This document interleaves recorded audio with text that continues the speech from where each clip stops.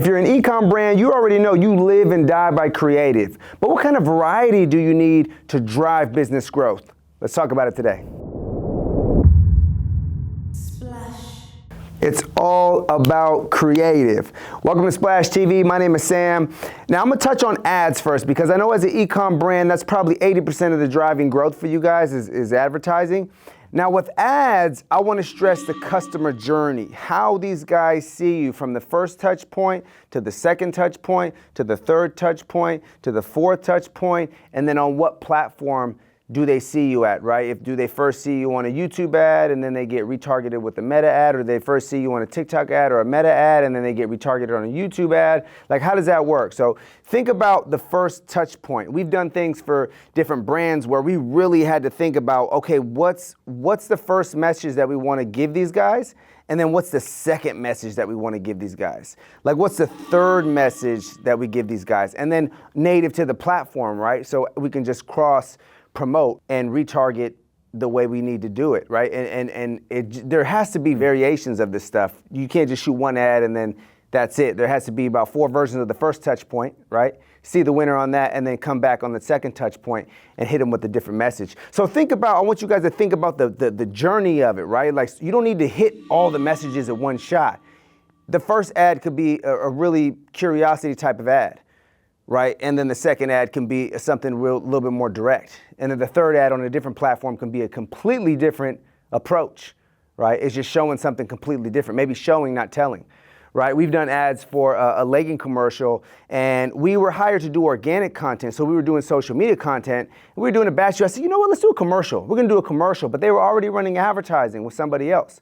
And so we came on as partners. I said, you know what? They're already running advertising. All the touch points, all the first touch points are done. Let's do a retargeting ad.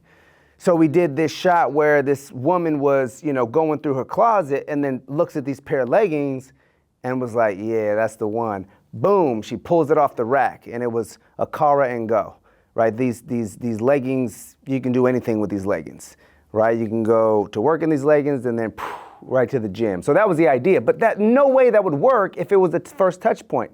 You see what I'm saying? So the customer journey, that would have to be later in the customer journey, maybe a second touch point, third touch point, fourth touch point, right? So it's all about messaging, right? And the creative has to reflect that.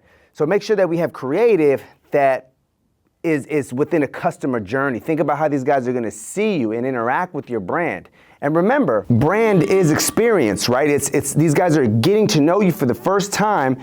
So what's that experience like, right? It's like going on a first date, second date, third date. Like, you start to get to know people and you can kind of tell whether this is gonna work, this is not gonna work, right? So make sure the journey reflects those, right? Spread out the messages in a sequential order where it makes sense for the buyer, for your customer, right? And so, again, the customer journey is going to be very, very important. Now, how you do the advertising matters, right? Like, a meta ad is going to be shot different from a YouTube ad. It's going to be shot different from a TikTok ad, right? Again, have the creator to support that on advertising. So I'm shooting a TikTok ad. If I know I'm going to advertise on TikTok, that is going to be shot in TikTok style, right? It's going to be very quick, very much to the point. It might even be visual effects, crazy, something outrageous. Depend on your demographic, right? But it's going to be short, it's going to be punchy, it's going to be real quick, it's going to be in a way where these guys are used to consuming it. Okay, so it might even ride a trend, right? Just for the first touch point, it might ride a quick trend, right? The clearer the message you get and the better you shoot that thing, the longer you can run it. When you ride trends, they have a shorter shelf life, so just keep that in mind. But again, it's just, again, customer journey. How are they going to interact with your brand? So make sure we got variations on every single touch point, on every single platform that we cross promote and retarget, and then make sure that the message is in a sequential order so these guys can ingest and interact with your brand in a very positive way. Now, just because you got your advertising in place and you have all those productions that are really, really well done, and you have a customer journey and messaging that's on point, do not forget about the organic side. Now, remember, when you run cold traffic, you are bringing them back to organic. They are going to do due diligence. They're gonna stalk you, dude. They're gonna look at your social channels. They're gonna look at your website. They're gonna look at your products. They're gonna look at reviews. And you can ask your people, the past purchasers, do a survey. What made you want to buy? We ask this question to everybody does business with us. And they always say, oh, well, I was in the market and I seen an ad, okay, I seen a video, then I hit the website and then I looked at more videos, right? Or I seen an ad, then I started looking at your social platform and then we wanted one like that. Or I seen a commercial and I was like, whoa, I need ads like that. I'm always asking, what was the sequence? I seen your reviews and I seen a video and then I called, right? So ask your people, like understand how that journey goes. So anyway, like have at least the organic content, because most of our people that do business with us take a look at the organic content before they actually go ahead and call us or make a purchase or do any kind of business. And that is with the same case as the clients that we take on. So again, have the organic content there, right? And native to each platform, where your demographic spends the most time is obviously where you want to be advertising at. So take time to build that platform a little bit up, right? Like you don't need to have followers and I'm saying engagement and all that, but you definitely need to have video there so that when this cold traffic comes to check you out and start stalking you, the video, the messaging that they received and what got them excited about your product or service, they can get more of that, right? They can start getting warm content that actually warms. So you want to have those platforms built out and have them built out on different verticals, right? Like even the stuff that doesn't, like sometimes you're looking at a TikTok thing and they could want a longer explanation of something, right? So YouTube would work perfect for that, where you have somebody's attention. Okay, that's a platform with the longest attention span. So you have someone's attention on YouTube, put it on YouTube. Right, so you can start pulling people from there and then have people go check out and do their due diligence that way. If it's on TikTok, have stuff that's native to TikTok. Obviously, the TikTok shops are very, very vital for businesses nowadays on TikTok. So have stuff like that, but then also run it on different platforms. We know that's successful on TikTok, but there's no reason to not do that on YouTube, right, if you're going to promote there, or Facebook or Meta if you're going to promote there, right? You should have a QVC style type of video where it mimics TikTok shop. Also think about production when you're doing stuff like that, right? Like if I'm very successful on TikTok shop and I'm selling my e-commerce product there and I'm doing something on Facebook and Meta, I'm also going to add a big production for that, right? Because maybe your demographic wants that bigger production. Maybe they're used to QVC, right? Maybe they're a little bit older. So it depends on the demographic, right? But I'm saying don't be afraid to play with different productions, right? If you're shooting on an iPhone on one, you're having a kid do it, you're having some UGC or something, but then you also have a bigger production where you have a professional host and you have somebody from the company knocking out, softball questions to really sell this thing and really, QVC style, right? Maybe people are used to that. Maybe you have an older demographic, people that used to buy stuff on QVC or at least familiar with QVC, right? A bigger production is going to feel more valuable, right? So if you're a luxury brand or if you sell luxury services, that's going to be very, very important, the type of production that you bring to the table